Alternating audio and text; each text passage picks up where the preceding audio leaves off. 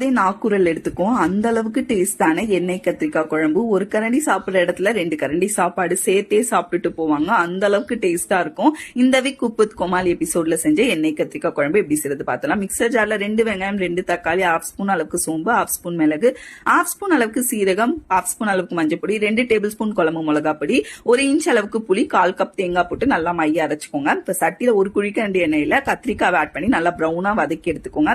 அதே எண்ணெயில 1 ஸ்பூன் அளவுக்கு கடுகு, 1/2 ஸ்பூன் அளவுக்கு வெந்தயம், கொஞ்சமா கருவேப்பிலை, 1/2 ஸ்பூன் அளவுக்கு பெருங்காயம், 15 பல்லு சின்ன வெங்காயம், 10 பல்லு பூண்டு போட்டு நல்லா ப்ரௌனா வதக்கிட்டு அரைச்சு வச்ச அந்த பேஸ்டையும் ஆட் பண்ணி நல்லா ராஸ்மெல் போக மிக்ஸ் பண்ணி கொடுத்துட்டு தேவைக்கேற்ப உப்பும் ஆட் பண்ணி வதக்கி வச்ச எண்ணெய் கத்திரிக்காயும் ஆட் பண்ணி நல்லா மிக்ஸ் பண்ணி கொடுத்துட்டு கன்சிஸ்டன்சிக்கு ஏற்ற தண்ணி ஊத்தி நல்லா மிக்ஸ் பண்ணி கொடுத்துட்டு ஒரு 10 நிமிஷம் மூடி போட்டு வேக வச்சீங்கன்னா ஒரு சூப்பரான எண்ணெய் மிதக்க எண்ணெய் கத்திரிக்காய் குழம்பு ரெடி.